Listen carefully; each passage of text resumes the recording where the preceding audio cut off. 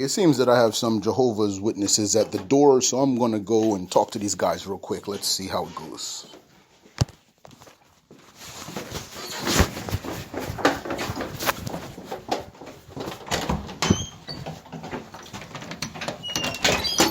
Good morning. Good morning. How you doing? I'm Curtis. Nice to All meet right. you. My pleasure. Okay. Nice to meet you. All right. Good, yeah. So we were sharing with our neighbors about who was Jesus Christ.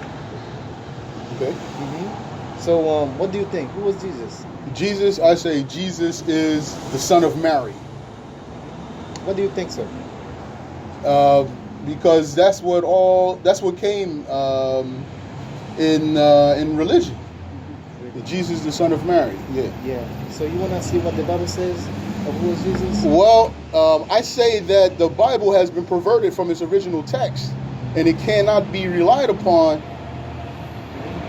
Well, you might be right, but let me show you what a verse says, real quick.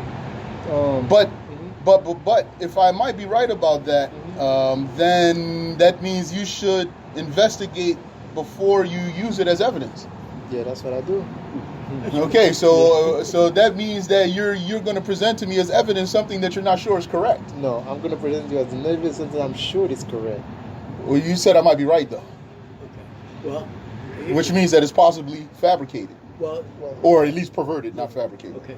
Well, you made the statement that Jesus was Mary was he was the son of Mary. That's Yes. correct, from the physical. That's Yeah, right. that's Okay. But now, but beyond that physical. See, now there was a lot of question about who he was back then as well as today. Now, it was so much controversy about it. Jesus asked his disciples the question, who are people saying the Son of Man are? And you know what it said? Some said John the Baptist, some said a prophet, others said other things. And then what he did, he asked them, who do you say I am? Now listen to this reply that he asked them. And these were men that were familiar with the Hebrew scriptures, the Bible, see, scriptures. And look what they said. Look what it says. From Matthew 16, verse 16, it says, Simon Peter answered, you are the Christ, the Son of the living God. And in the Hebrew text it says, you are the Messiah, the Christ. This is the Messiah Hebrew? Okay, but I still stand by my statement that this book has been perverted from its original text. This is definitively known in history, so it's not reliable as evidence. Now, what you mean the Bible itself? Yes. Okay. Yeah, because I mean, you have this version, another version will translate it differently, another version will translate it differently, and you have over many different scripts, and even the original language that Jesus was talking to among his people wasn't even Hebrew. He was talking the Aramaic language, so that means that the Hebrew itself would have been a translation from something, Well, and we don't have that. I'd like to show you this. Now, this is there's a study Bible, right? That's produced by us as Jehovah's Witnesses. This is the New World Translation. This is the American Standard. This is something questionable. It's something that people have taken as a fact when it's not something that's easily proven. Okay. Well, how do you prove something? It depends on what it is. So there's ways that you can know that something is definitively true. There's ways that you can know that something might be true and it's not definitively true. There's ways that you can know that something is definitely false. There's ways where you can suspect that it's probably false. It depends on what it is. Okay. Well, When it comes to religious belief, for myself, I would take a religious belief. I would not take a religious belief based on something that's not definitively correct. okay. Are you Muslim? Yes. So what do you use as to establish your beliefs? What I use to establish my beliefs is the Quran and the authentic reports from Prophet Muhammad and the sound mind. Where do you read that at? Well, those texts are available. However, if a person wants to learn correctly, the way for him to acquire the knowledge is by sitting with teachers and not merely by reading books. If he just reads the books on his own, most likely he won't understand things properly. He'll probably become confused depending on how much he reads. He'll probably be confused without realizing it. He thinks he knows a lot when he doesn't. Well, so when you read the math book, Math you know book? how to do math, do you get confused by doing some It math? depends on the level of it. because I'm not pretty good at math myself. But like as a child learning math in the beginning, I needed the teacher to help me out, and then I got the hang of it. And for myself, my own personal development, I got up to somewhere around double digits, and that's where I kind of slowed down at. Yeah. So if I did read some math books, if it's beyond that, I probably need the assistance of a teacher. What about reading with somebody that knows the Bible? No, that's what I'm talking. Well, okay, Can teach you. okay, Here's but what- that's still not denying, and you haven't denied what I just stated, which is that the text itself has been perverted from its No. original text, No. and so it's not reliable as evidence. But that's definitely true Well, because now, go ahead. Okay, but what about the Quran?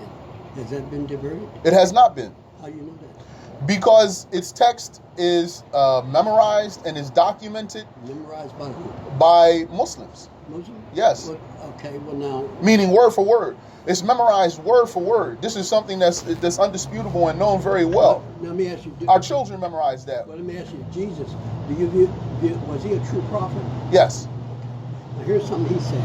Look what he said. According to a text that I don't believe is an authentic text. Oh. Now that statement, I'm not saying he didn't say it, but what I'm saying is Well, the let me- text let me- itself is let not me- let me- reliable. let me He read might it. have said it, he might not have said it. Let me read it. He said, sanctify them by means of the truth. Your word is truth. So the basis to determine whether something is truth is look at the scriptures. Now we have the Bible is older than the Quran. It's a proven fact. Now those scriptures go all the way back to man's beginning, Prophet Moses, Abraham. No, the scriptures don't. The actual copies don't go back to man's beginning. Those documents do discuss the beginning of man, but they don't go themselves all the way back to man's beginning. Well, no writing would last that long. All right. So okay. Yeah. All right. So that was just for clarity because maybe you were saying that too. But All right. okay. Well, but we're here to help people to see that Jesus is evidence, much evidence in scriptures that he is the Messiah, the Christ, and that he's the one that Jehovah God foretold that he would send, the coming one, and through him there'll be a kingdom set up that will bring many blessings to all mankind. That's why we're here. Okay, I mean, I don't necessarily disagree with those words. I mean, you might understand something behind those words that I might not agree with. But, I mean, I would say I agree that Jesus was a prophet. He was a great man. His coming was foretold. He came with the truth. The people who followed his religion as he taught it, they were following the truth. I have no disagreement about that at all. However, it is very easily provable that the text that Jesus came with and that the texts of the Christians have been changed, have been altered from the original documents.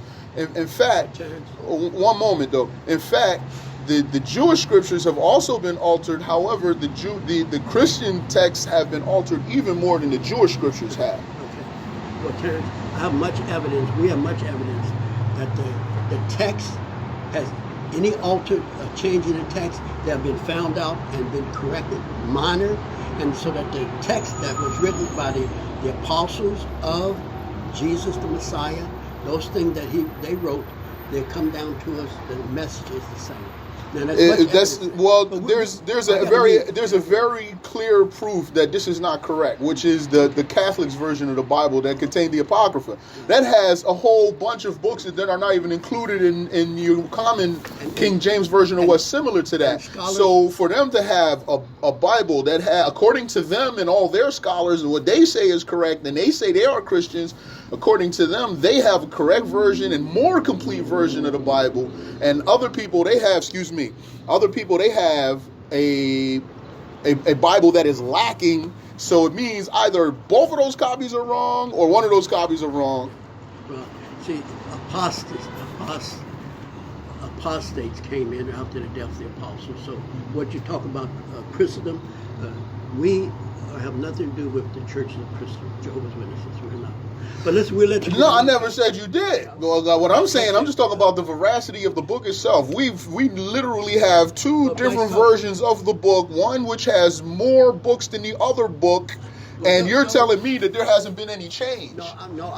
those books are acknowledged as spurious.